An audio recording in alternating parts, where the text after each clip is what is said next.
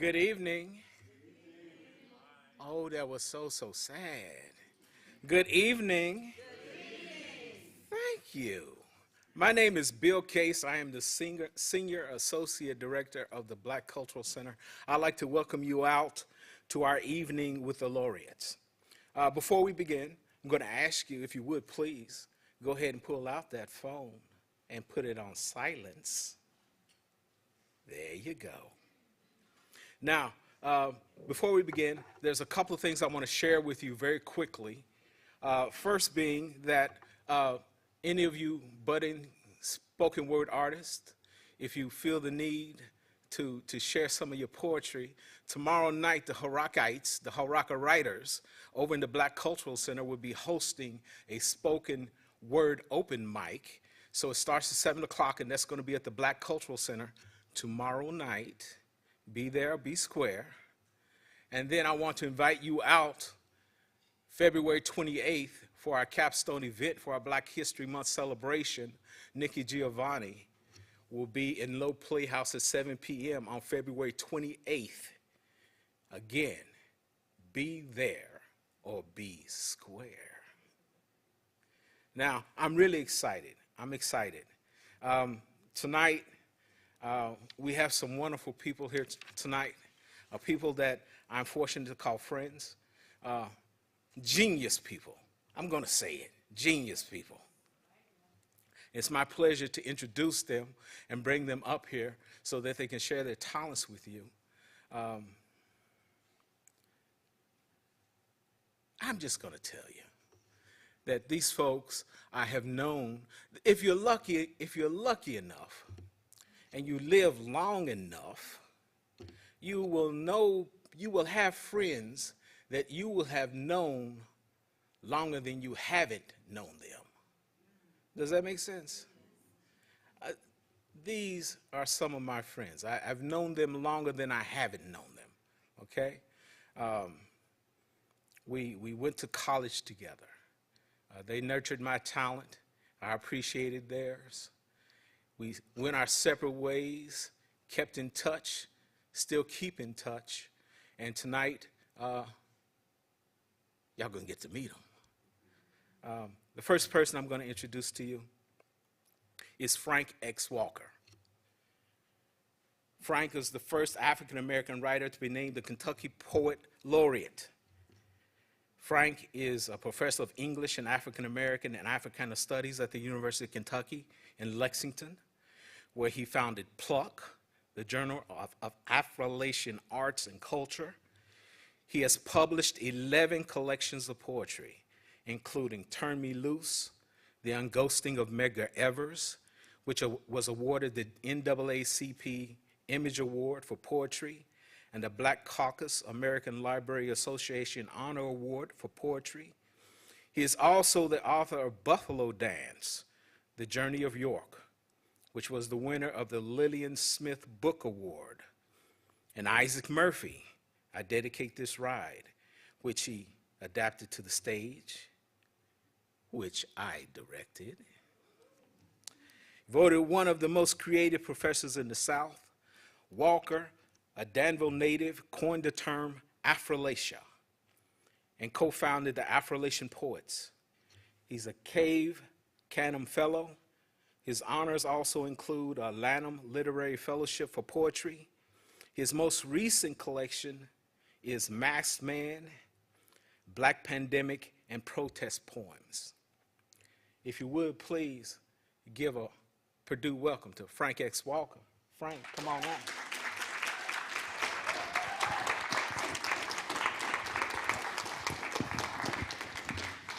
Next person I'd like to introduce you to is Crystal Wilkinson. Crystal's had a recent fellowship, recipient of the Academy of American Poets, and is Kentucky's current poet laureate. She is an award-winning author of Perfect Black, a collection of poems, and 3 works of fiction, The Birds of Opulence, Water Street and Blackberries.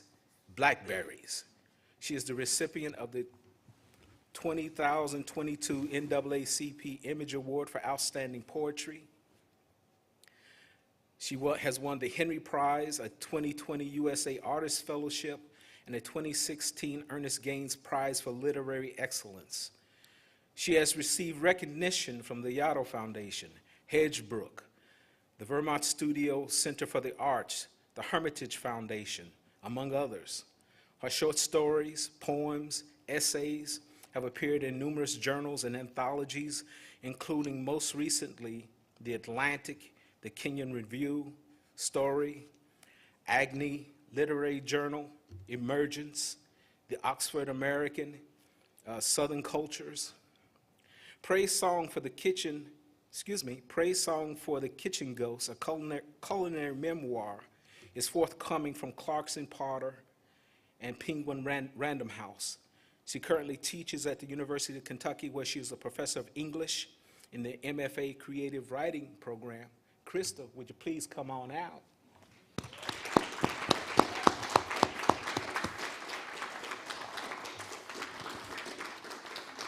And finally, what really makes this exciting for me is that they're not only going to share your talent, but they're going to they're also going to share conversation with one of the folk I've come to know up here, one I've come to respect, who has many hidden talents.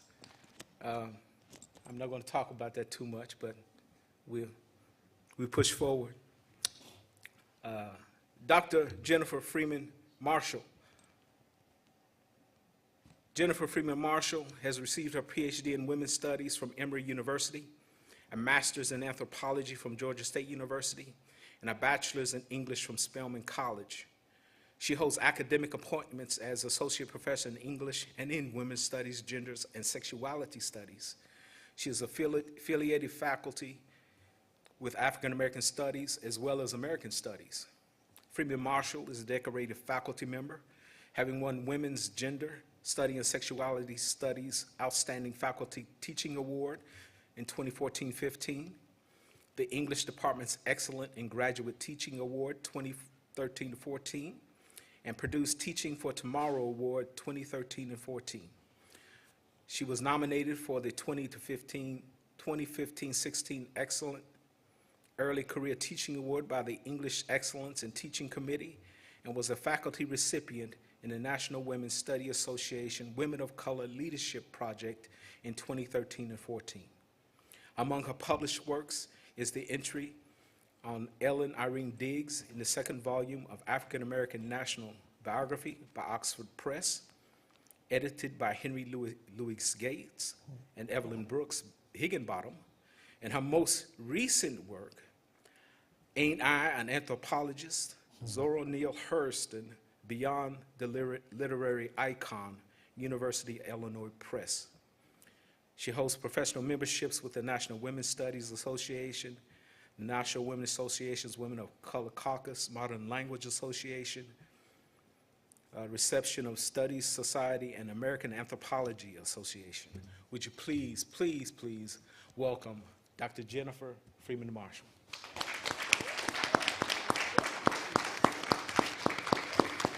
With that, I will step away, and please.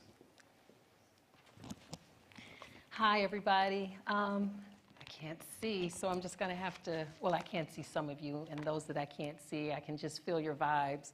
Thank you for coming out tonight. I'm really, really excited to welcome you to the presentations that we're going to have from our speakers tonight. I just want to give you a sort of sense of the format. Each of our guests will give a presentation of roughly about 15 minutes, 15 to 20 minutes, and then we'll engage a conversation with each other about some of the themes that emerge from their presentation, as well as some questions that I've prepared, sort of burning questions that I'm looking forward to asking. And then we'll open up the floor to a Q&A from everyone here. So with that, I think the order that we decided on is that Crystal will go first. Again, thank you.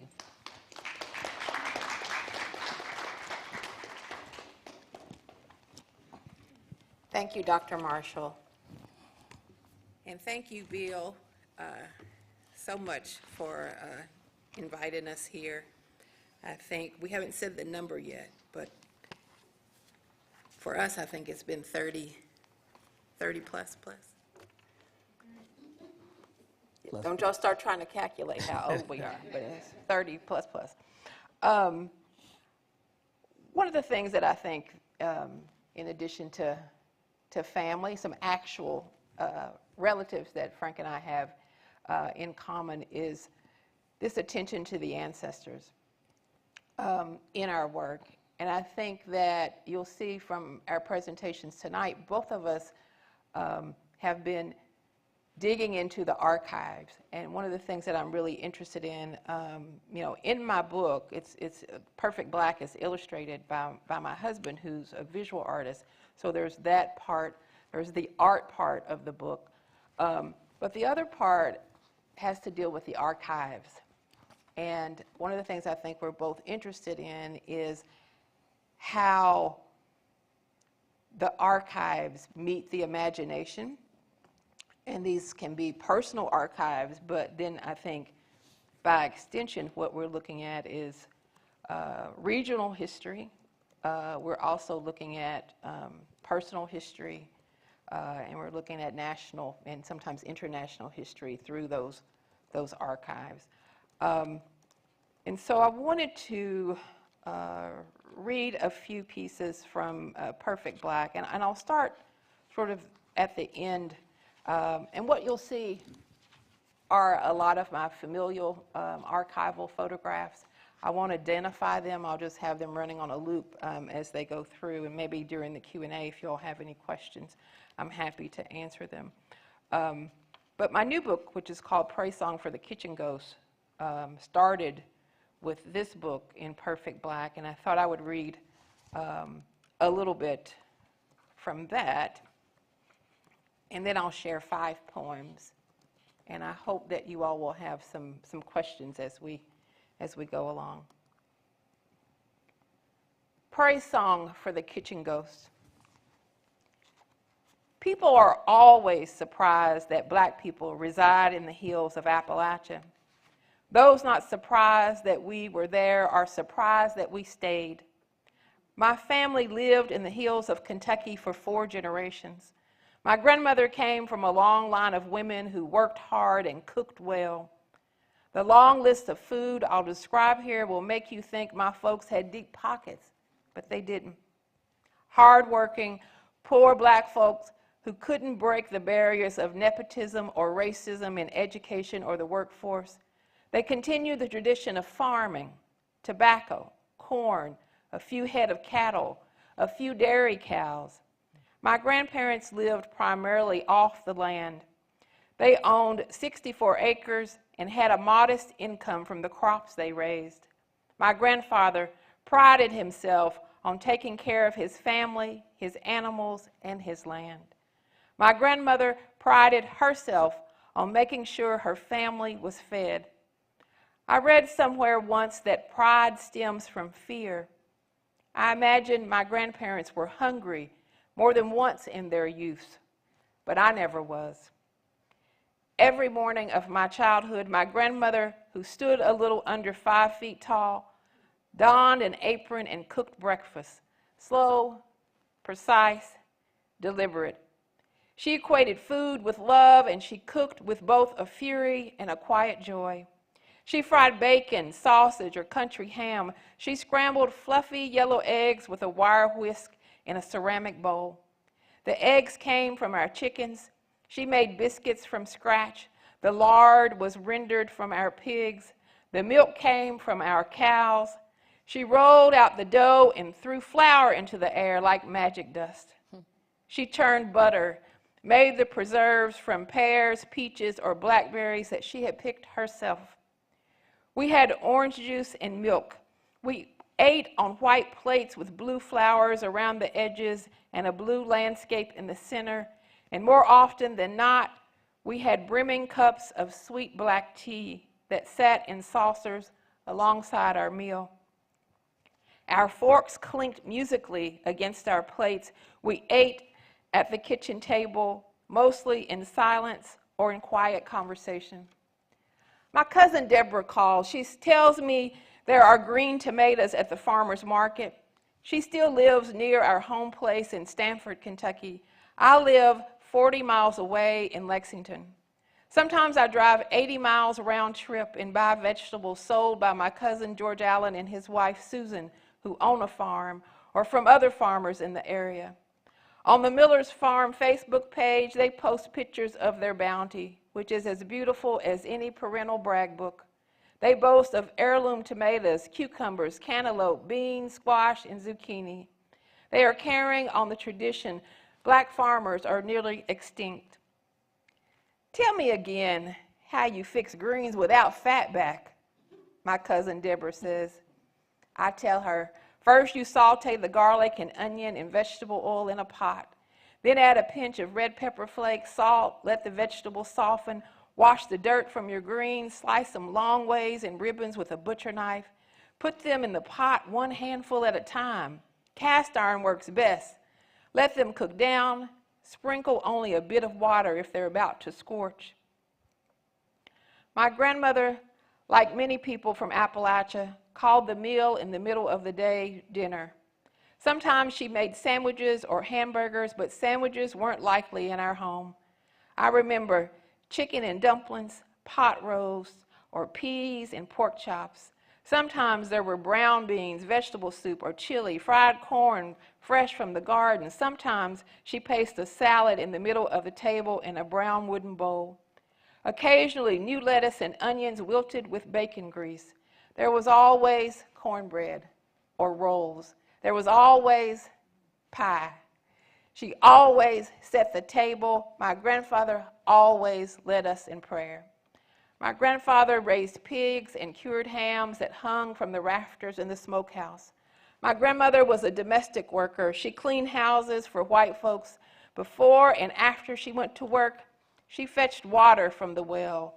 She slopped the hogs, canned vegetables, and stored them in the cellar, fed chickens, milked cows, shucked corn, sewed clothes for herself and me, quilted, but still, there were always 3 meals on that table, precise, orderly, delicious.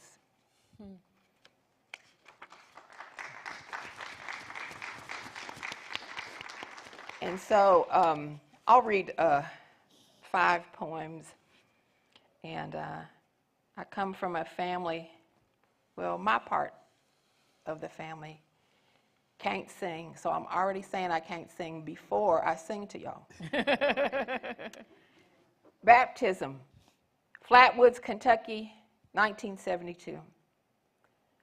Wade in the water, wade in the water, children, wade in the water. God's gonna trouble the water. Imagine a girl, not yet troubled, dressed in a crisp white dress, black patent leather shoes, and new white tights, pressed hair smelling of royal crown, bangs curled under, glistening. He was the Reverend William H. Mills, Jr., long, good hair, slicked back, pearl-handled cane, pocket watch chain dangling from a double-breasted suit. We stand in water up to our knees. The congregation reads scripture, eyes peeking up between hymnals and Sunday hats. The Bible is handed to the deacon. I baptize you in the name of the Son, the Father, and the Holy Ghost. See me submerged in cold creek water that seeps into my nostrils, tastes like danger in my mouth. I fight the hand of the preacher, come up gasping and crying, bless her heart. She's feeling the Spirit. Sister Usher says under a heavenly hat, everybody claps and commences to sing of being washed in the blood of the Lamb. But I didn't feel devotion. Felt wicked with my secrets. Wasn't even sure what the Holy Ghost was. See me with my legs closed, my skirt tail down. See me cover my knees. See me bless my food, and comfort was found in baptismal rewards. A bottle of orange knee-high, a sanctified fried chicken leg, corn pudding, and German chocolate cake. Let the church say amen. Amen. My full belly, the most sacred part. That's a fat girl poem. One of the things that I write about in this book that I think we don't talk about enough, we don't talk about it in rural areas where I grew up in Appalachia, and we also don't talk about it in black families. My mother suffered from being a paranoid schizophrenic. We don't talk about mental health in our community, and we need to talk about it more. So this is a poem. My mother spent about 10 years in and out of a mental institution, and that's sort of one of my legacies as a child, being sort of the crazy woman's daughter. And my grandparents just would not talk about it. They would not talk about it at all. So a question that I was always asking was, where is Mama? Where is she? And they'd say, oh, she'll be back. So this is a poem that addresses that, and like a lot of rural households, there was always something dead in our kitchen, and there was always something. So there's a hog's head in the middle of this poem. I think that's why I became a vegetarian. It was always somebody I knew sitting in a tub somewhere in the kitchen, or someone I had known. Asking about my mother. In the small kitchen, the hog's head weaves the gamey scent of death throughout the house. My grandmother scrapes black hair from the hog's pink head with the sharp blade of her butcher knife. I ask her about my mother. I always ask her about my mother. I play paper dolls under a formica table with pearls around my neck and pink lipstick from my mother's treasure chest. My grandmother places the head into the tub, and I watch her hands. Wait for her to tell me where my mother's gone. My grandmother fills the tub with water. I hate that she always reminds me of all she's done for love. Remember, remember, hair, face, knife. She lifts the heavy tub and situates the hog upon the stove, covering all the burners, and turns on all the eyes.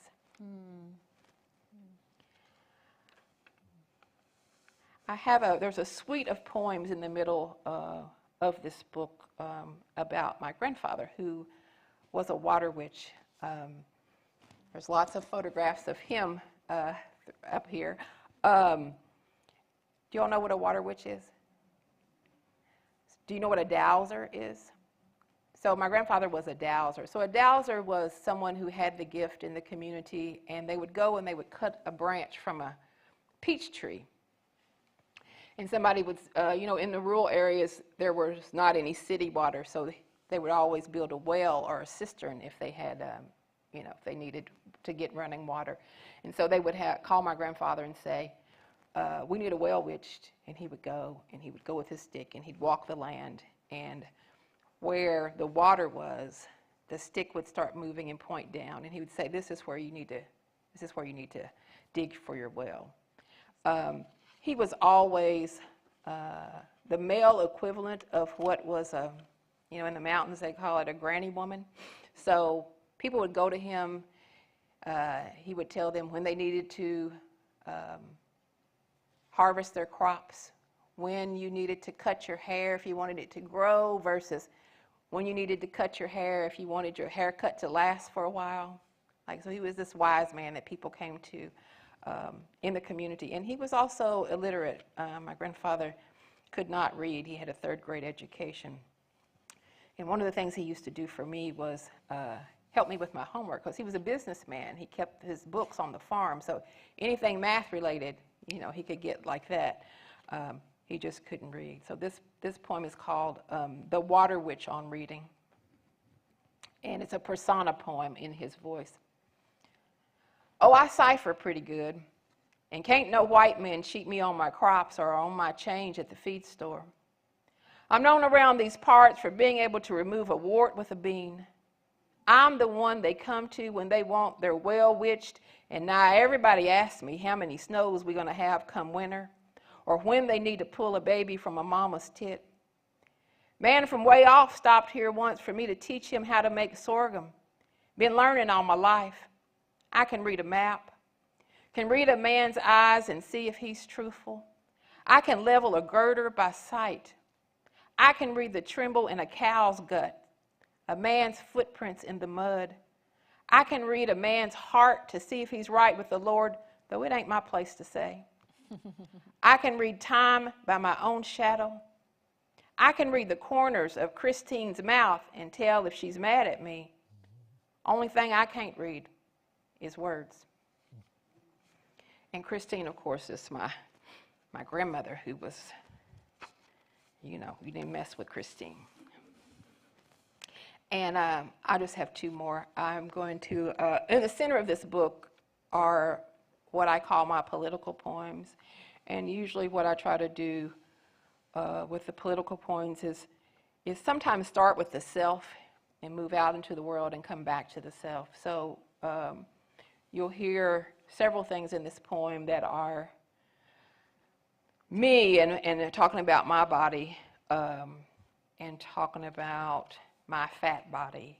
And then you'll also hear mother in this poem, and you'll know when it reaches a national point and then comes back. Black body. My black body is a boulder, a stop sign. Sometimes I think my body is graceful, a song of freedom. Sometimes I think it is something that every eye casts away. I must concentrate if I want to fit into small spaces, slip into the eye of America's needle. Twice last week, I went without eating, filling up on self-loathing and discontent, only to give in to a slice of pound cake and a bowl of ice cream. To stay awake, I drink a glass of tea and watch the flawed reality of television housewives. Before bed, I stretch myself out along the couch and place my feet in my husband's lap. I can't stop thinking about the little girl in the back of Philando Castile's car. Mommy, please stop screaming so they won't shoot at you. At 4 years old, she saw her mother's unarmed boyfriend shot, bleeding, dead on the front seat. I can keep you safe, she tells her mother. My body embarrasses the famous white woman at the writing conference as if my fat will rub off on her if she gets too close. When I'm sick, I want buttered sweet rice and a tender hand moving in circles on my back. Yesterday, I ate meatloaf, mashed potatoes, and green beans at the Cracker Barrel in Tennessee. The white waitress called me baby doll. Once, I remember feeling the quickening of babies in my womb. 4 tiny hands pressing against my navel, 4 tiny feet pressing against my ribs. And so I will close with a love poem and sort of come full circle. One of the things that I've always regretted is that my grandparents passed away before my husband had a chance to meet them, and I'm always like, you should have met them. If only you'd met them, you would know, da-da-da-da-da. So this poem is for Ron, and it's called Witness. And you hear about that pie again that my grandmother was making in that first piece. Witness.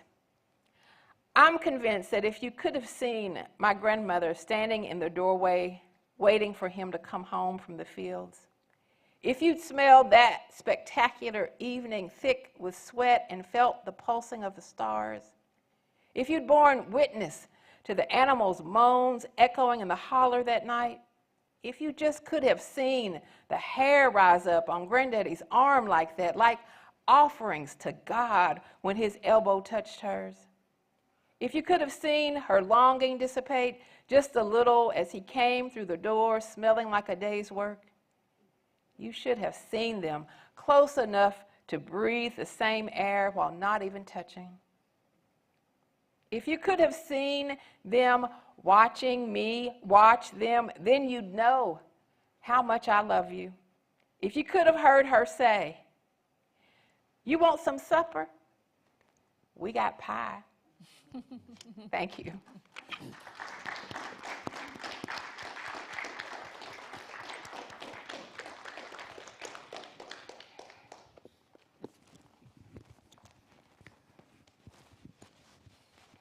Wow, so beautiful. Thank you, Crystal. Give her another hand, please. Yes. I need the clicker. I'm going to invite you to walk with me as I ramble a little bit, but I want to talk about my current obsession and also repeat a lot of the things you just heard from Crystal that deal with our reverence for our ancestors, archival material, and I'm also going to talk about my process a little bit, because what you're going to see is a book coming into being. This is not a book yet. It's on the way to being a book, hopefully. This is the working title, How Salt Works, and it's focused on Kentucky during the Civil War, before the Civil War, and after the Civil War, and what it was like fighting for freedom for those African-American families that include my own. I'm going to go back and forth from the slides that appear above you and the poems in front of me, and some of them will be connected to each other and in some particular form or fashion. There are several that you have to see to understand what I'm trying to do on the page. I don't know that I'm successful every time, but I'll try to hopefully make it make sense. And Crystal's going to tell me when I've gone on too long, so I'll start this. But what you see in front of you on the first image is these are soldiers, former enslaved men who are now members of the Union Army at a place called Camp Nelson in Kentucky, 45 miles from where I grew up. This is a more detailed photo of a different photo of the same generation of men. And I'm going to read a poem that's considered an ekphrastic and is based on those two images. These are all persona poems that imagines that these men are talking to each other. So this is 1863. Photo of troops standing at attention outside the colored soldiers' barracks, Camp Nelson, Kentucky. Grove. This was the first time we really look at each other and not be able to tell whose master the cruelest, whose sorrow the deepest, who robe in the hardest to hold. We was lined up like trees in the yard, all standing with chins up, chest out, shoulders back, and already hollow stomachs in. Nobody's slaves, nobody's property, just solid oak-like men. The only thing taller or straighter than us be the boards holding up the barracks at our backs. Though most our feet feel pigeon-toed and powerfully sore from marching back and forth every day for what seemed like more miles than we walked to get here. It take more than pride to stand still neath these little hats not made for shade. Soldiering ain't easy, but it sure beat the bloody shirt off bondage. One of the things about Kentucky and my interest in the story is that people talk about the Civil War and Kentucky's connection to it, and once they cast Kentucky as a neutral state, people make a lot of other assumptions. But the thing that's most important is that Kentucky contributed the second largest number of African American soldiers to the Union Army, only behind Louisiana. By comparison, 24,000 plus from Kentucky, 196 from West Virginia. So I'm trying to get in the heads of these men and what their life might be like. And the thing to also know is that part of the motivation is that they wanted to participate in their own freedom.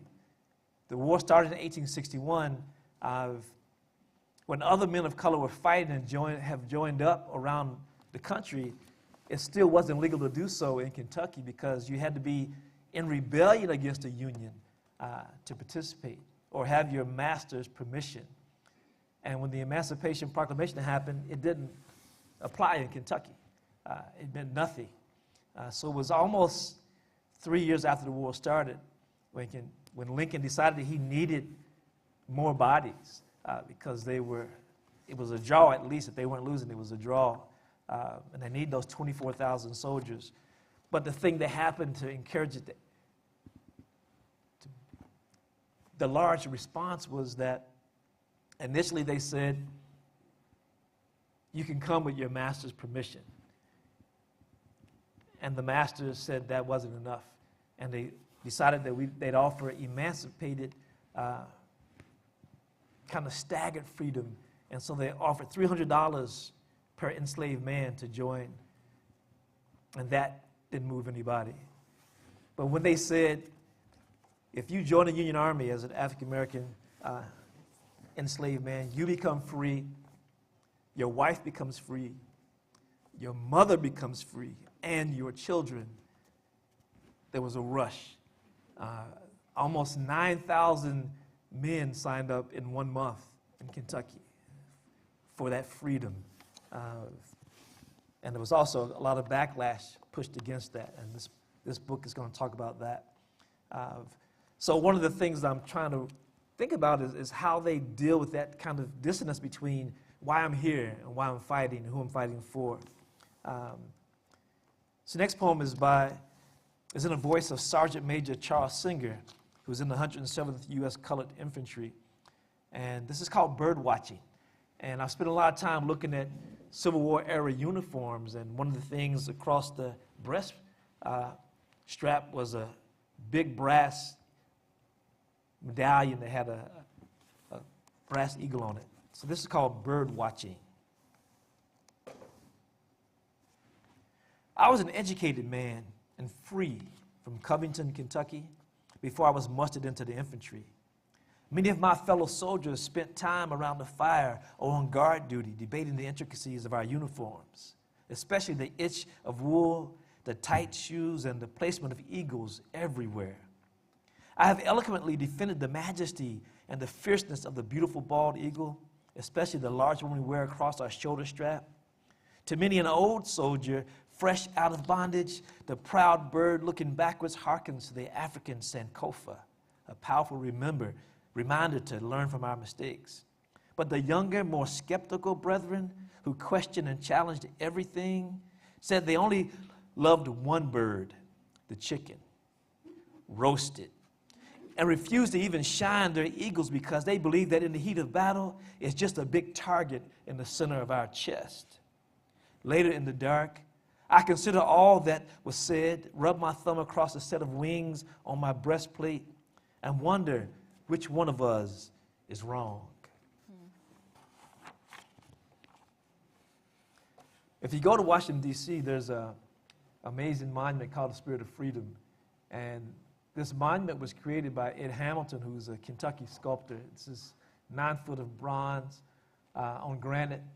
And you can't tell from here, but beyond the statue, if you look at those kind of semicircular spaces, each one of those holds a tablet, a metal tablet that has the names of all 200,000 African-American troops who were part of the United States colored troops.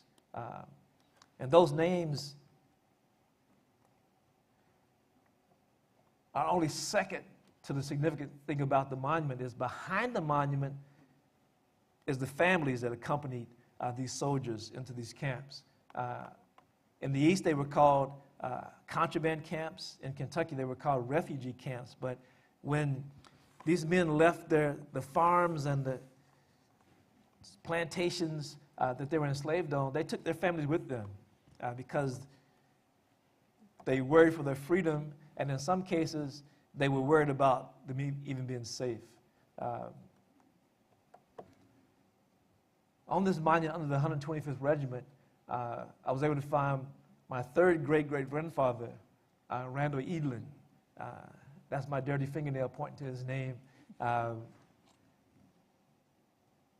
And one of the amazing things about doing family research is so much information is available to you if you have an ancestor in the Civil War, because you have access to their pension records and military files, and almost all of that stuff has been digitized. Leafing through those documents, I was able to find this particular document from Randall Eland's file that talks about his medical challenge. He was stationed in Fort Bliss, Texas, and had to go into the Rio Grande River and lift out a big box of blacksmith tools. He was a blacksmith, and he injured his back. And you can see this was filed in 1880, 15 years afterwards. He was trying to get his pension. He and his wife filed papers for 10 years trying to get that pension.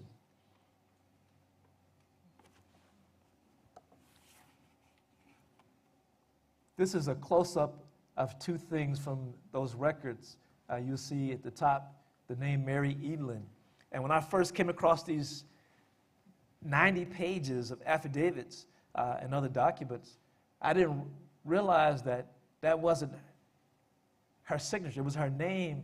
And I had a chance to blow up one of the images, and I recognized that in the middle of her name it said her mark. And you can see it there. That X is her signature. And it spoke extra loud to me because my name is Frank X. Walker. My wife pointed out the fact that, you know, my ancestors had reached across time to make a connection with me before I even knew about it, which made it a weepy moment for me, or as we say at home, made my allergies stop acting up.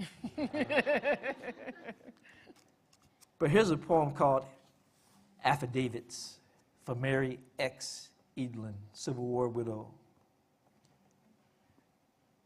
Then make me scratch out an X in ink with 2 witnesses on affidavits to prove me and Randall was married. I fetched affidavits from every doctor still living that examined my husband's piles and old man's bladder, witnessed his pain, and still doubted his suffering while he rot from the inside out. Them even bade me make my mark after David with more witnesses to prove my Randall dead and gone. They made me X the page with witnesses so many times on so many pension papers that though I cannot read or write a lick, I come to recognize my own name when I see it crawling across the page. They fancy M on Mary, come to look like a woman, keep changing her mind. And the E them like to put on Edelin, a tired old biddy in a bonnet who done set herself down and quit. Them first think my mark looked like a tired old cross, but after a while, they come to see a long, sharp knife like my Randall's old scabbard from the war. And what I love about the second signature below is that every time they signed an affidavit, if they were illiterate, it had to be witnessed by 2 people who were literate. I was able to find a document where 2 of her children were the witnesses. Allergies all over again. But you could tell by the quality of the handwriting which of the 2 are older. William Edelin has a very fine, beautiful penmanship. And Scott is just barely getting around the corners. One of the things that kind of fill up this space in this new document building is I have access to all these amazing and beautiful photos of soldiers, and they were able to get these photos made for about 15 cents each. The price kept coming down as the technology improved, and there are about a dozen in here, including this one of Private Jesse Hobson. And on the side, it makes a brief comment about him escaping through the swamps to get to Paducah, Kentucky. He actually ran for 50 miles, and his owner chased him for a week trying to recapture him. So this is a poem for Private Jesse Hobson, Company F, 108th U.S. Colored Infantry, called Catch Me If You Can.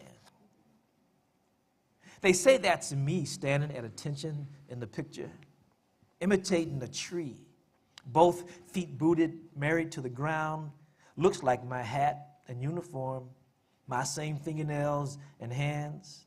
They say the face looked like me too, but I can't be sure. I was never so lucky as to own a mirror. This is the first and onlyest picture of me I ever seen. I was standing so still you can't tell how fast I really am. But I'm a runner.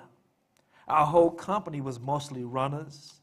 Master Hobson chased me through the swamps for a week, owned the whole country in West Kentucky between two rivers, but he couldn't catch me, not even with his hounds. Water ain't nothing but a wet road to a born runner. The voice behind the box said, stand there and hold still. So I let myself stop running long enough for the camera to catch me. But he couldn't know how hard that was for a man like me to stand there like a log, as if old master looking my way, looking for something in the woods out of place, something moving, something he think he owned. But it's just the wind.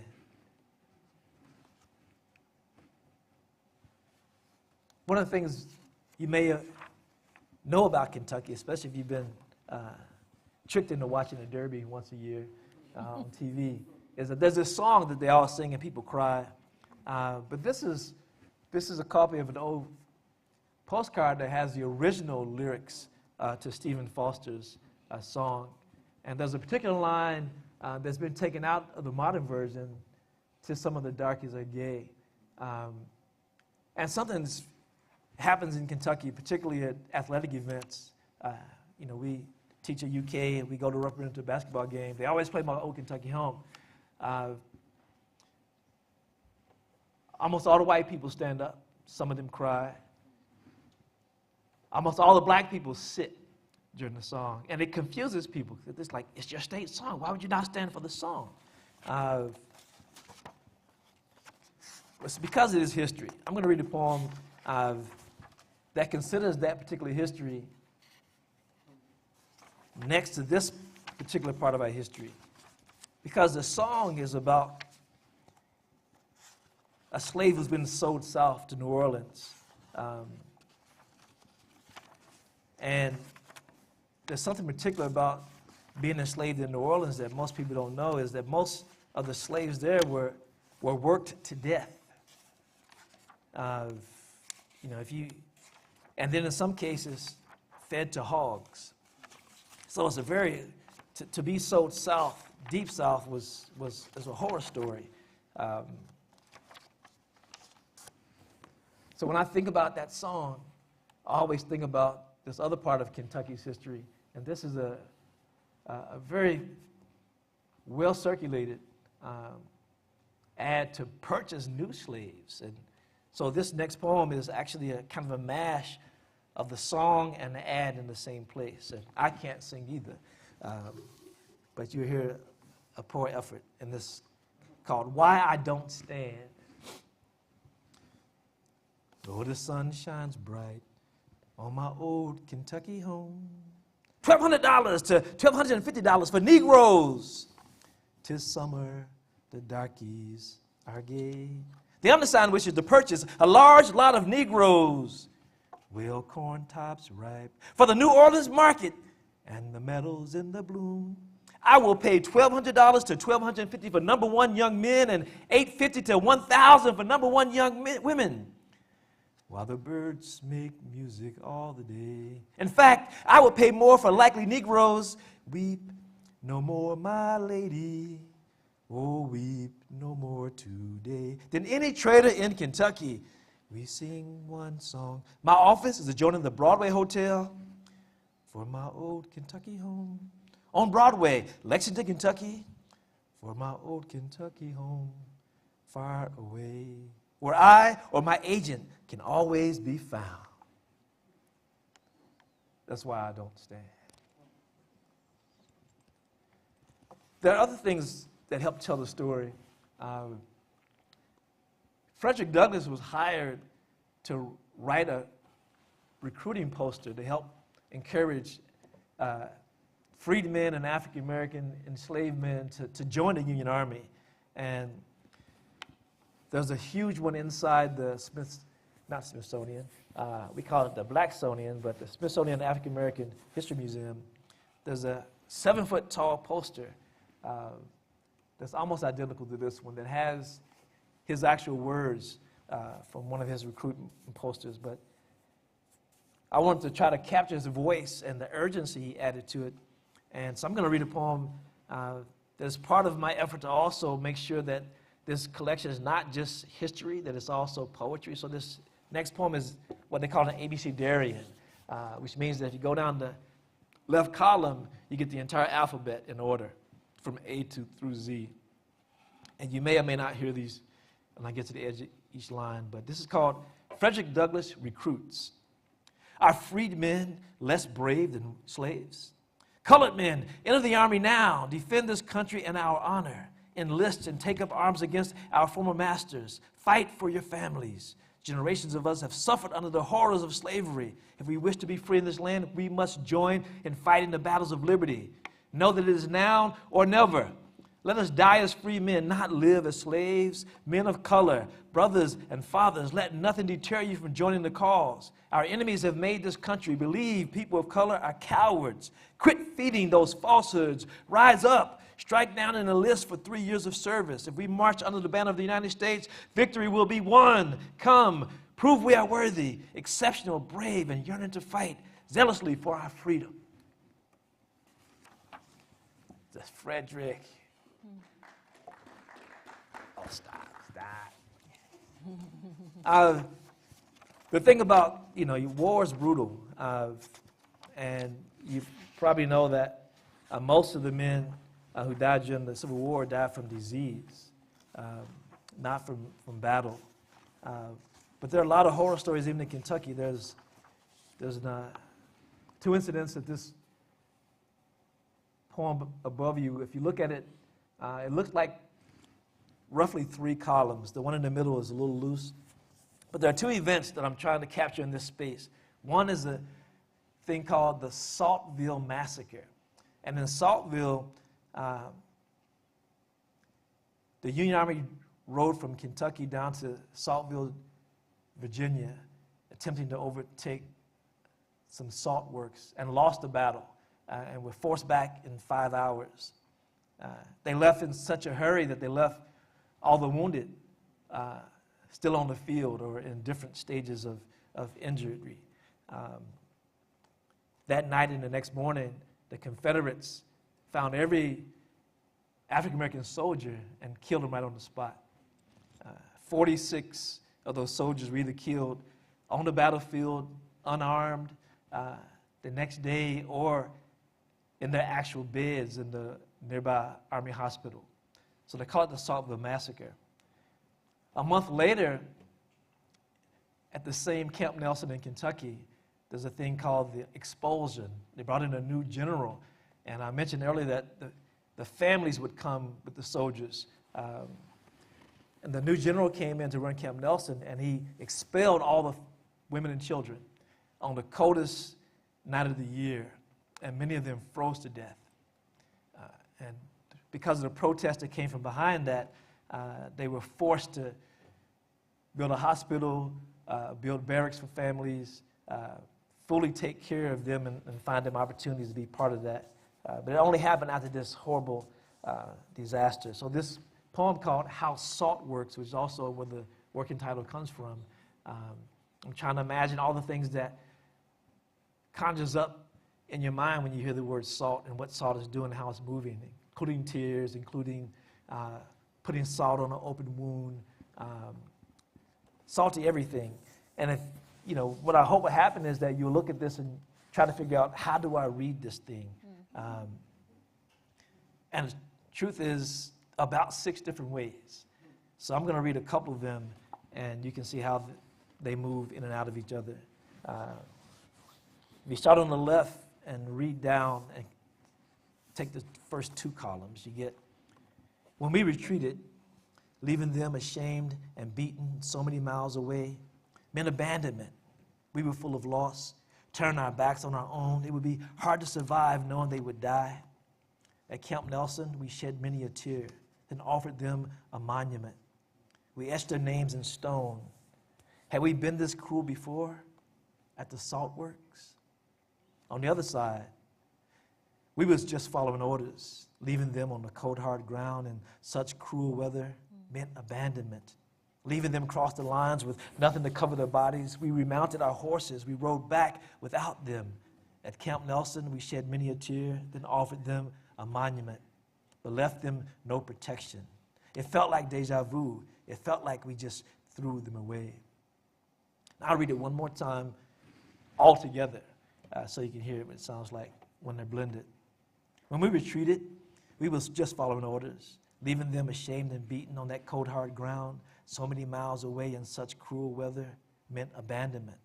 We were full of loss, leaving them cross the lines, turn our backs on our own with nothing to cover their bodies. It would be hard to survive. We remounted our horses, knowing they would die. We rode back without them. At Camp Nelson, we shed many a tear, then offered them a monument. We etched their names in stone, but left them no protection. Had we been this cruel before? It felt like deja vu. At the salt works, it felt like we just threw them away. There are other ways to read this, including backwards, but I won't torture you with that.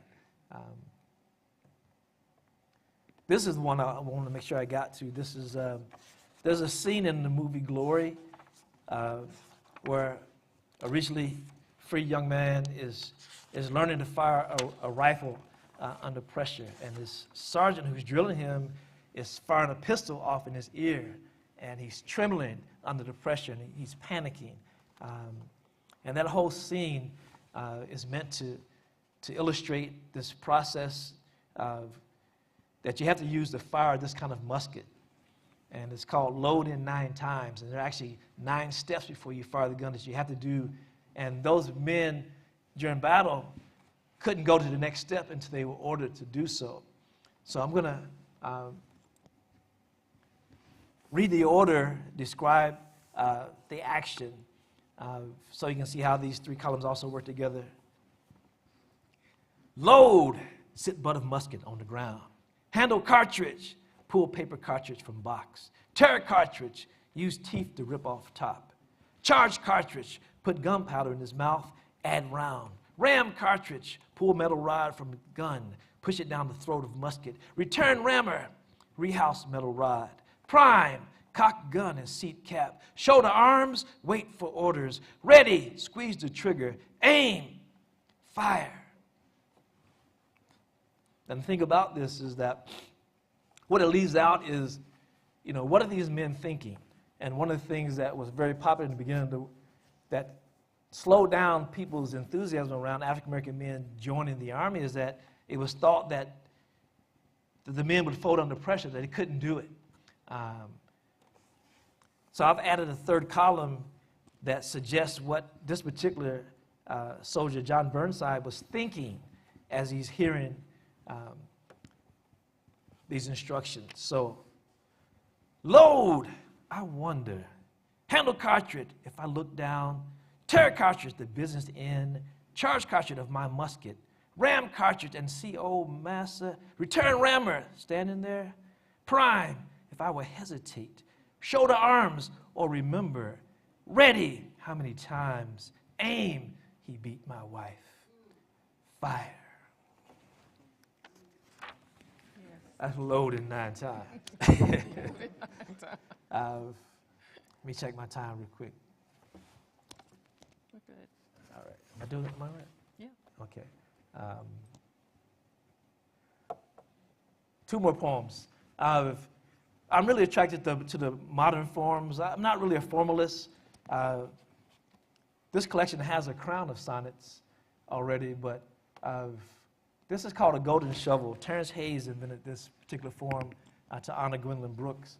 And in a golden shovel, you write a poem about something, but you honor a poet by including one of their poems in the edge of the poem. And in this case, I've marked the words in red that will put you back in touch with a poem by Paul Laurence Dunbar. And the words are, we wear the mask that grins and lies, it hides our cheeks and shades our eyes. I'm sure you've heard that from We Wear the Mask. And this particular poem was important to me because, you think, wait a minute, Paul Laurence Dunbar is from Ohio. How does this connect to this Kentucky story? Well, turns out that Paul Laurence Dunbar's father, Joshua Dunbar, escaped slavery in Kentucky, went all the way to Canada, and then came back to Massachusetts when he heard that he could join the Army. And if you do more research about the Dunbar story, you find out that his father wasn't there very long. He mistreated his mother, set a poor example, and even Paul himself has a kind of sordid reputation for how he treated his wife. But what it does in all those summaries is it leaves out Matilda Dunbar, who is Paul Laurence Dunbar's mother. So I imagine this particular poem is Paul talking to his mother about his father and what he learned. And it also implies that all of them are wearing a mask to some degree in the story. So this is just a golden shovel for Matilda Dunbar in the voice of Paul Laurence Dunbar. I wish, but I can't say there was ever such a thing as a we. I know Papa wore a soldier's uniform longer than he would wear the mantle of husband or father. Who could know which of the horrors, slavery in Kentucky or war, would break him, make him mask himself, refuse the generosity and love you had to offer, that you poured generously onto me. A childhood filled with grins was part of my reward, though marked with his absence and his unkindness towards you. He left me with only the half lies about his exploits during battle. When he recalled and told it, he tried to disguise all the pain, sorrow, and grief that hides beneath even the most musical of tongues. Deep up under our laughter, you always wanted to see joy in my eyes and cheeks or a book in my hand. You smiled at my father's dreams, reminded me to listen to how the music in his stories shades and protects and spreads joy on its listeners, always making our sad father, our gallant colored soldier, more heroic in my eyes. Let me go back. I'll read one more to close the section up because it feels like that's enough time. I've worked really hard to try to find something that didn't skew towards dark, but it's really about war and, freedom. And one of the kind of warm spots for me came when I discovered that on February 14th, 1866, the Kentucky General Assembly passed an act legalizing marriage between newly freed men and women. And all the records indicate that newly freed men and women rushed to go get legally married, even though they had been living together or had jump brooms, and have this act passed on February 14th. Meant something very special to me. So I'm going to close with a poem called Black Love Day. It's in the voice of one of these couples. We had learnt all too well that it do more harm than good to be enslaved and agree to love forever when there be folks over us with even more power than death to do us part. But we scraped together the 50-cent fee, then a bit more for the certificate, and picked and carried a little something from our garden for the minister. Now that we finally owned ourselves, we put down the broom and jumped at the chance to own our promises too. We had practiced as much husbandry as masters believed was profitable, been forced to carry uninvited seed to fruition, yet shared cabins or memories of a broom jumping with somebody we choose on our own. And no matter how long ago we had done, figured out how to have and to hold, to be able to stand before God and say, I do.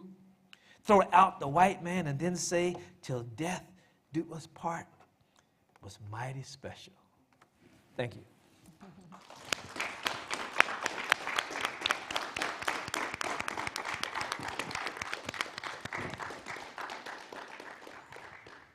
Thank you so much. I'm going to start by just sort of saying how moved I was by both of your, what you shared with us from both of your presentations. And I had a moment where I'm experiencing goosebumps, and that's always a good thing. When I'm moved, I sort of think about the vibrations that move through my body, and also I guess just to sort of refer to the humor, the joke that you made earlier about my allergies or sort of getting to me, being moved to, sort of tears even. And so just thank you for sharing. I want to ask, since you mentioned at the very beginning, Crystal, the role of ancestors, that you all have been engaged yourselves in conversations about the ancestral voice and archives. If we can just talk a little bit more about that. And I ask because of my own experience with writing and the way in which, in my own work, whether it's creative work or the kind of critical work that I do, that the experiences that I draw from in my family and moments when I'm reaching, right, and trying to find the inspiration that I need to be able to sort of process ideas that seem well beyond my grasp. And then the other thing that I just will share, that just sort of thinking about having that validated in a way at one point when, and I don't know if you're familiar with this, I'm sure you are, but just having seen recently a video where Toni Morrison was, maybe she was engaged in an interview with someone, but they were asking her about her process, and she sort of talked about the way in which characters would come to her, and allowing herself the space at some point to just sort of listen and to wait. And so I guess the question then is just really an invitation to talk more about your own process as writers and what inspires you. I hear folklore, I know family stories, and I also feel the energy of that ancestral voice. And so in your personal poems in particular, but also all of your work, I'm just wondering about the weight of that or the light of that, how that just moves you as writers. Well, I think one thing for me, and some of that's in here, but I didn't get a chance to talk about it, is I guess my most gripping or intimate experience was I was at a writing retreat in Florida, and I was supposed to write this book that I thought was going to move really quickly about my grandmother. I was like, I know all about Granny. I know when she was born. I know, she raised me. I know all about her. And so I was going to just do a little bit of research. And then I found, you may have seen the writing that was in my slides that said Aggie of Color. So Aggie of Color, who became Aggie Wilkinson, was my grandmother's, well, she's my 6th great-grandmother. And she was born in 1795 in Virginia, brought to Kentucky as an enslaved child, and ended up supposedly marrying the white slave owner, slave owner's son. Like, he never took a white wife, so they lived together, and then they had 10 children, and from those 10 children come my family. And so, of course, when he dies in like the late 1800s, he dies around 1850 or something like that, there's no more mention of her. What you all saw on the screen was, it said from Tarleton Wilkinson to Aggie of Color. He had deeded her a feather bed, household items, a table, cooking utensils. And so I started thinking, I woke up in the middle of the night and thought about her, and I went running out the next morning crying on the beach because her voice had woken me up. And she said, I hear my mother calling me, but not in your language. And even now, I almost start crying. And maybe it was a dream, but I don't think it was. I think she came to me. And so the whole project went sideways.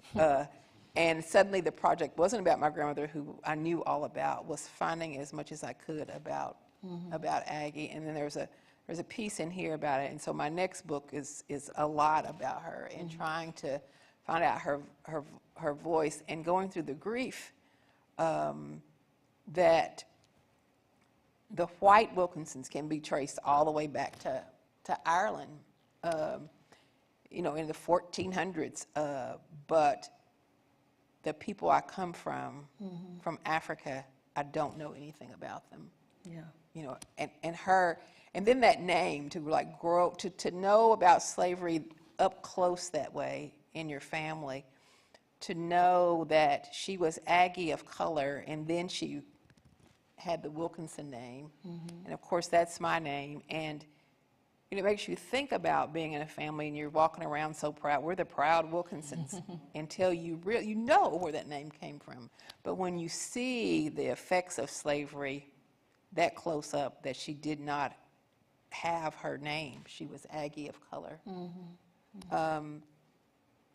So finding those kind of things over and over, and you know, when Frank was talking about the allergies, when you look at the records, and we all know what Black history is in this country, but when you're able to make a personal connection to it or familial connection to it, in these large and small ways, it impacts you, and certainly impacts you as an artist, as a writer, and as a human being. It's been one of the most difficult things that I've done.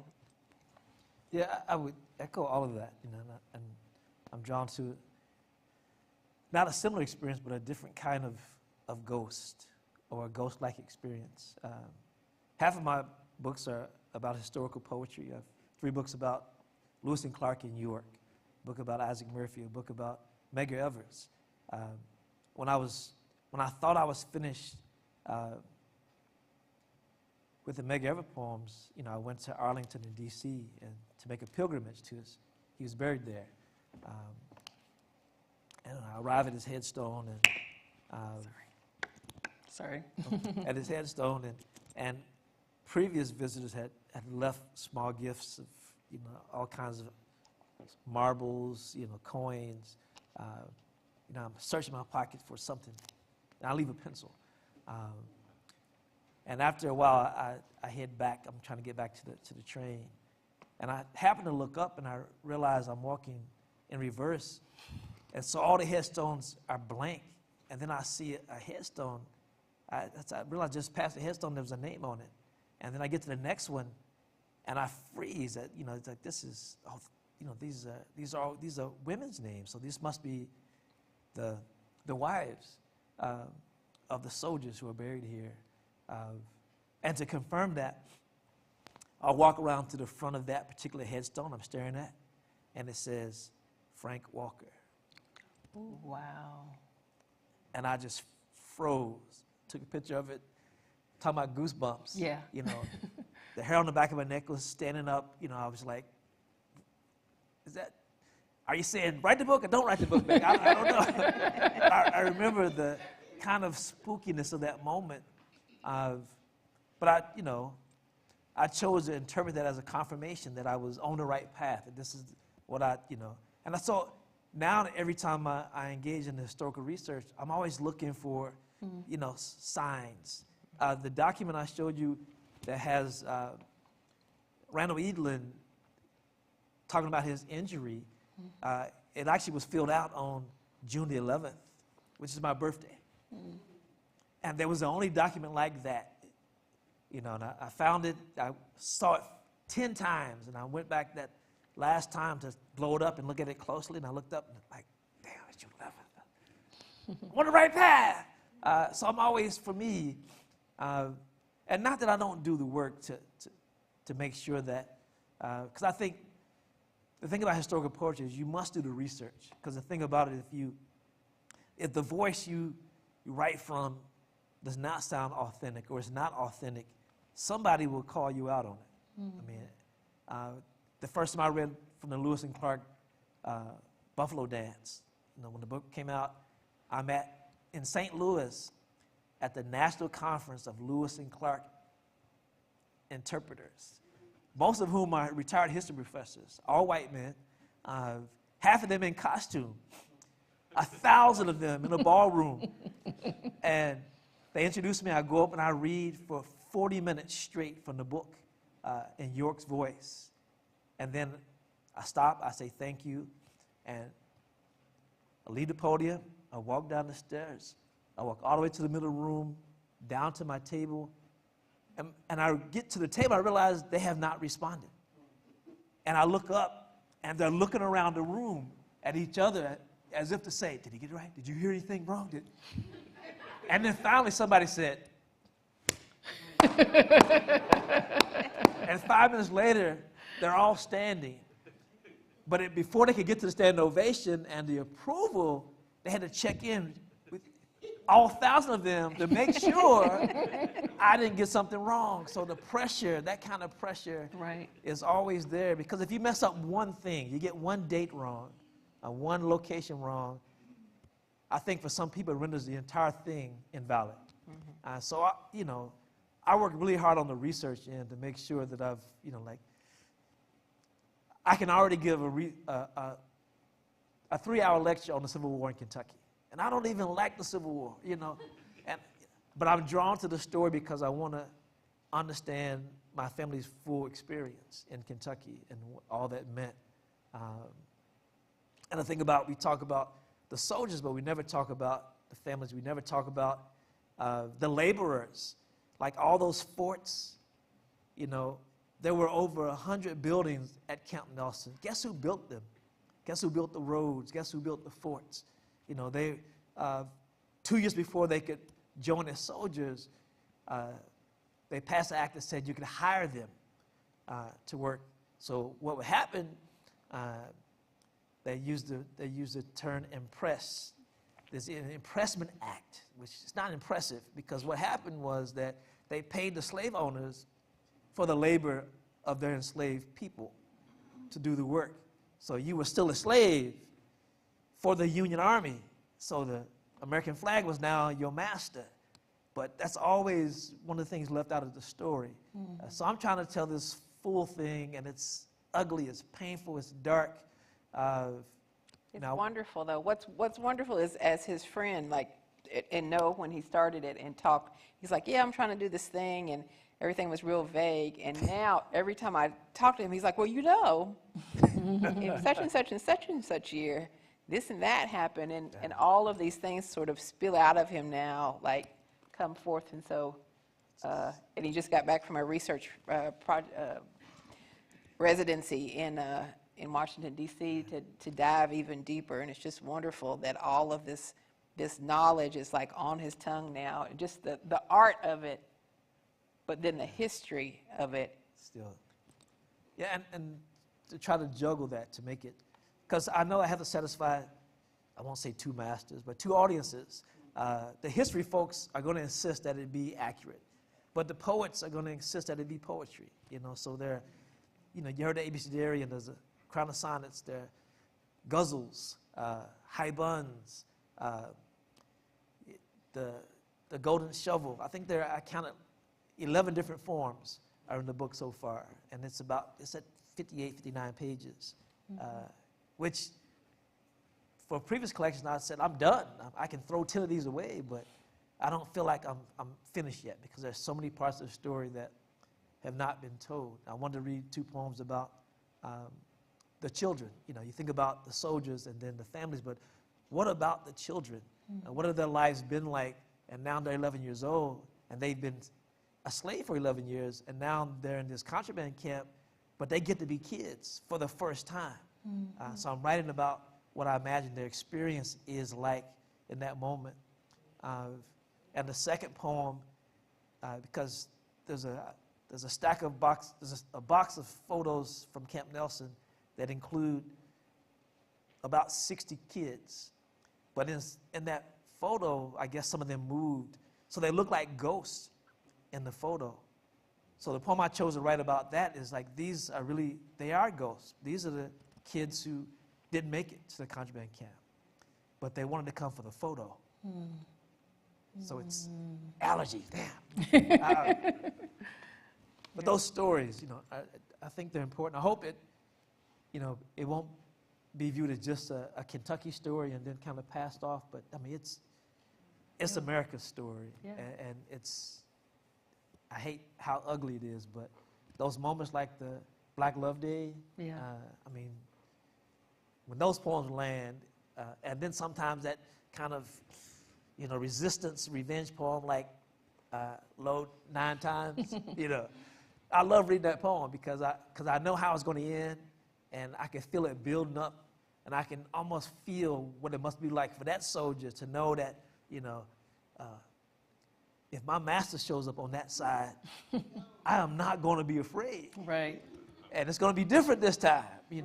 And, and then that thought, it occurred to me. I'm like 3 o'clock in the morning thinking about these things. What would they be thinking about? And it just came to me that, I wonder if I remember how many times he beat my wife. Right. And the power of that as a husband, is just, it gets me every time. And it doesn't take me to a place of anger. It's another place that just makes it impossible to not keep, I can imagine, this is why I'm fighting. I'm not fighting because I love this flag. I love this eagle. I'm fighting for this wife and those kids, and we want this freedom. And we tasted it, and we are not going to let it go. And so for that reason, I'm still going forward. You look at these images of, how stupidly those wars were fought, standing straight up, taking turns shooting at each other, and marching forward, taking another shot.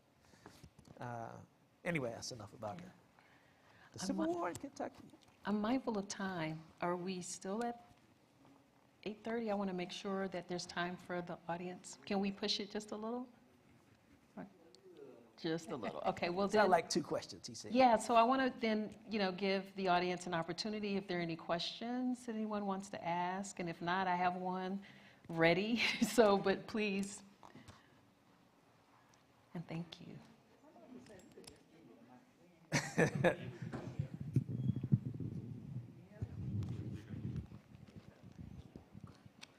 sure you need one, but thank you for coming. Thank you.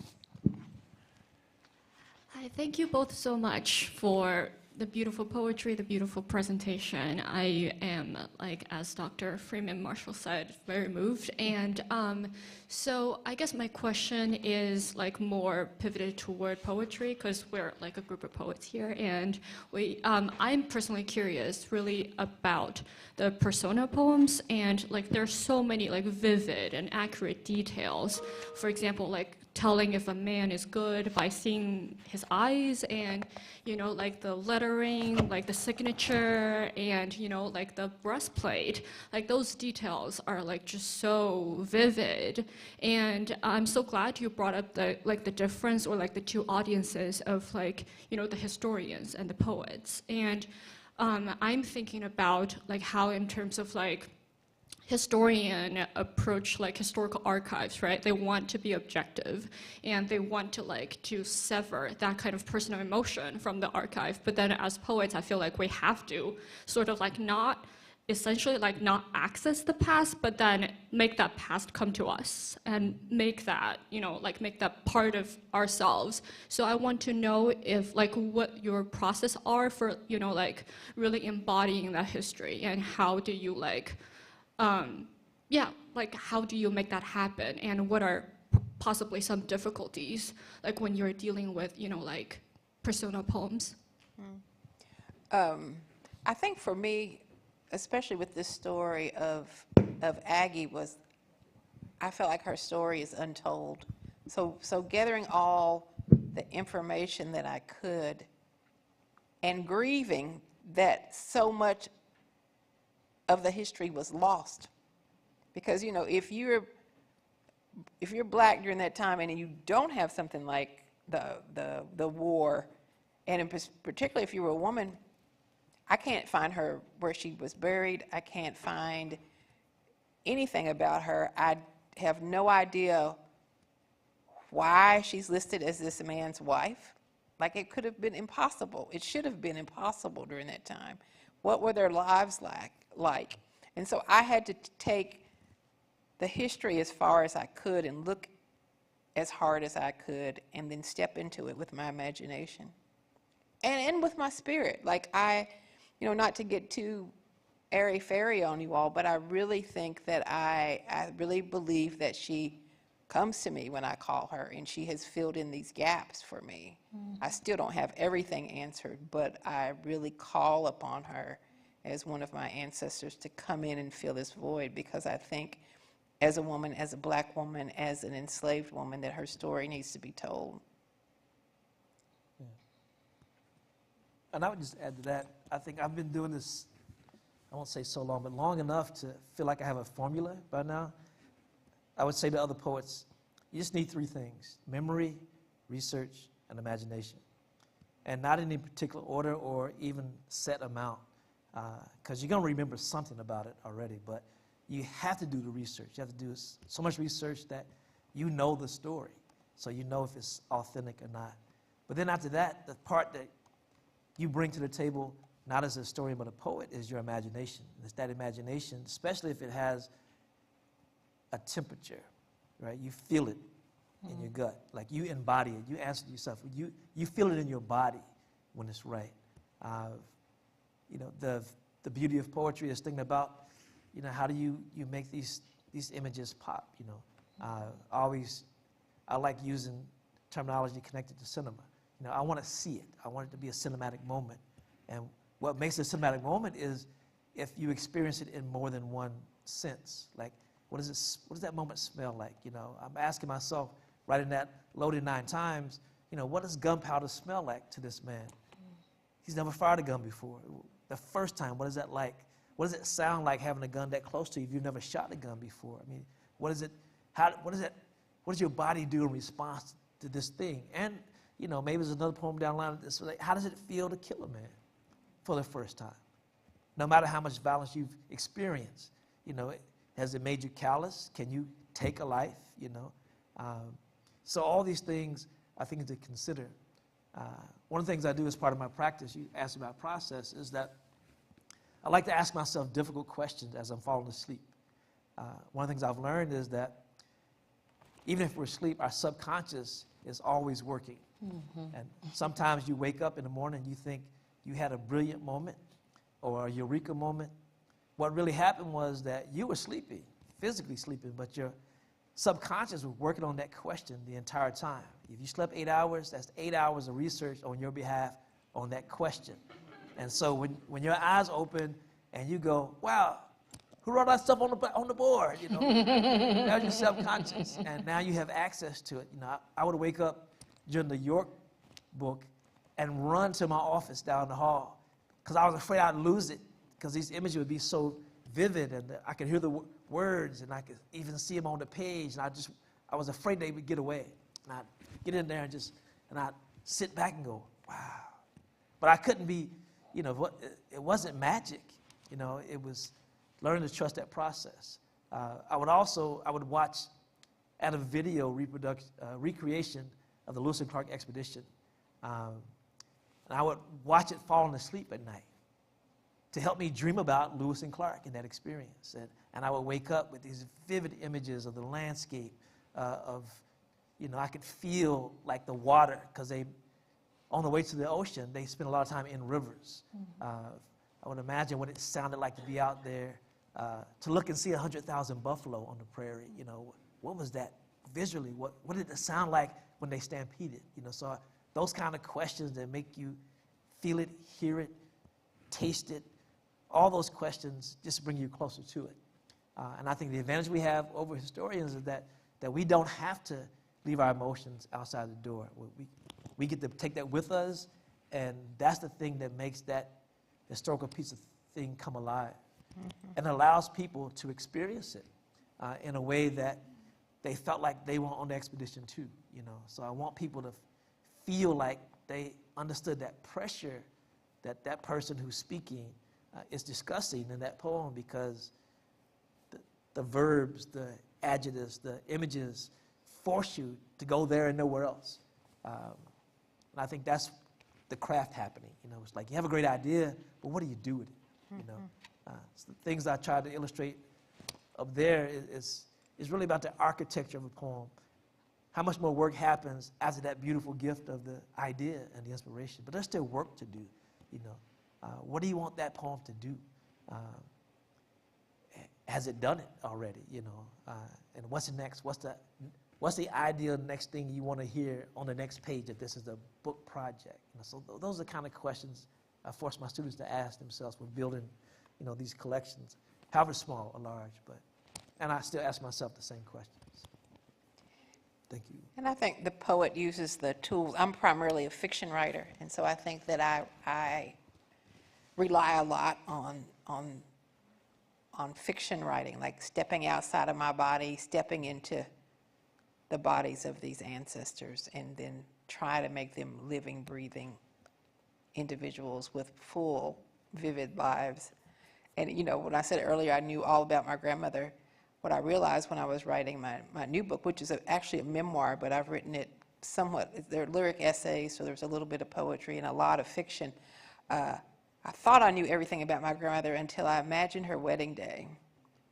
She got married on Christmas Eve and she was 14 years old. And I stepped into my grandmother as thinking of her as a character and tried to recreate that day. And she knew she was getting married that evening. It blew the top of my head off because I never thought of my grandmother as a child. She was my grandmother my whole life. And I have like this sort of, you know, romantic view of her and her being nurturing and taking care of me. But a 14-year-old child. Yeah. Wow. Marrying a 17-year-old child. Right. For life. For life, yeah. Okay.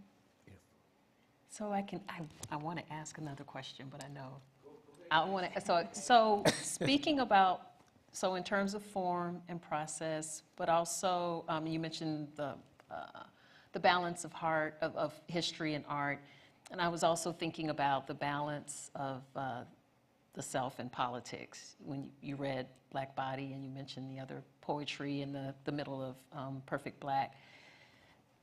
And I'm going to struggle with this question, but it is, I think, attempting to get at form in the sense of wanting to know when you make the turn, you know, in a poem like this, which for me is just incredible because of the way that it layers the kind of what seems like the mundane with the profound, and you know, the everyday with the sensory experience of witnessing, right, which we all did, you know, the kind of violence, you know, of that moment. And so I just, you know, and it's titled Black Body, and it has so much happening here. So I don't know if this is really a question. It's, again, another invitation to just kind of reflect on that turn between self and the politics, you know, in the way that you do here and in your work, in both of your works. Well, Frank was talking earlier about the imagination. So I think experience and curiosity and imagination are part of that list of things that you have access to. And, you know, I think for me, my experiences are like a Rolodex when I'm writing. Like I could pull up any particular thing that's happened in my, you know, gets longer every day, my long life. And I think, well, okay, do I want to stay in childhood? Like, what about this? And then, of course, there are things that are happening now on the news, things that are happening with Black people, things that are happening with women. And so I've got those things going too. And it becomes an accumulation of how can I make this larger? You know, even when I'm writing about myself or there's a speaker of the poem, I'm like, okay, yeah, this happened. I almost drowned when I was a child. So yes, that impacted me, but how can I weight that? You know, what does that, how can I use that metaphorically? How can I use that, you know, almost drowning? Like, what does that mean? What will that mean to the reader? And I don't think of it directly like that, but it's always about expansion. Like, how can I make this larger? Even in writing this memoir that's coming out, actually it comes out a year from today. I found out yesterday the pub date, and it's January 23rd, 2024. But I had to think about, well, who will care about these people from the holler? They're my people. Like, how can I make this larger? And of course, there's a larger stories are, you know, what do we choose to keep of the past? You know, that particular book's about food and reverence for food and reverence for the people who make the food and traditions of food and how does a family go from Africa to being enslaved to living in Virginia to living in rural Kentucky to living in cities, and how do those traditions travel? And we all have the same story, whether it's set in Kentucky or not. Like, this is my family, but it's greater because it's American history. And so I had to think outside of my little box of my own family, like, what's the pressure that's on this, and how can I expand it? Yeah, thank you. I guess I'll just add and I guess close of trying to respond to that question by talking a little bit about, and to the poet specifically, in 2020, I wanted to document what was happening in my personal life and my family's life because of COVID. So it was April, and I decided to write a poem a day and participate in that large idea of Poetry Month. But there was so much happening that when April ended, I was still going. I wrote a poem a day to the middle of July, which became the book Masked Man Black, Pandemic and Protest Poems, because, it felt like very briefly the pandemic stopped because there was so much protest happening. And then there were these simultaneous things. And so everything was political. Everything was politically charged. Every headline, no matter how initially benign seeming. I remember the news about the large food companies finally admitting that the logo they had been using for a century was racist. And I wrote a poem about that, and I think it's the most political poem in the book. And it didn't start out that way. I was trying to just make sure I remembered our conversation that day about that thing. But it just kept, at some point the poem says, no, I want to say this, and once it was said, and I was kind of, stunned. And in the power that, it's like, I never would have thought I would use qualified immunity in a poem, but it made it in there, and the Aunt Jemima's story, Nancy Green, who was the first human person that image was based on, is from Kentucky, so there's so many Kentucky stories already out in the world, and people just don't know they have Kentucky connections. But I think, I don't ever sit down to write a political poem, but I think because I commit to family, identity, place, social justice, and I have a kind of reverence for history, that the political is inescapable. Right. And even when you try not to write something political, it's political. The fact that you try to make it non-political is a political statement by itself. So don't even worry about the politics when you write. Write your truth. Make sure that you recognize that there are some poems that only you can write. Like, if I'm in a room with 10 other people, I want to know, what do I know that they don't? Because I don't want us all to leave here with the same poem, right? What do I bring to the table that makes my particular point of view or experience worth having lived, and what does it do to inform this topic even? So, you take that workshop prompt and run with it, and know that it's yours. And also know that if you don't write it, it won't get written. Every time you choose silence, you kill a poem.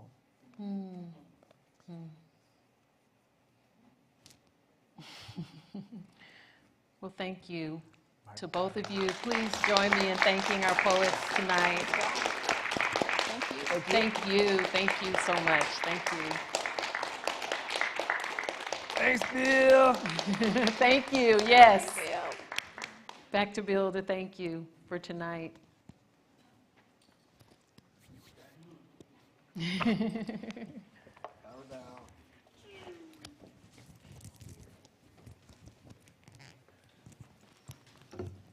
Thank you for coming out, folks.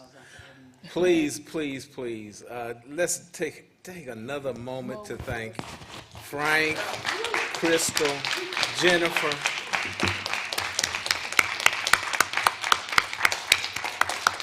I'm glad I had the opportunity to share my friends with you. Tomorrow night, poets, you're invited to Haraka's open mic, and we'll see you at Nikki Giovanni on the 28th. Thank you. And can I do a plug too for the literary awards, if you don't mind? Please, go ahead. On April the 20th, just go to the Purdue search and put in Literary Awards 2023. You can get all the information, but Tracy K. Smith will be here. So we'd love for you to come out. All right.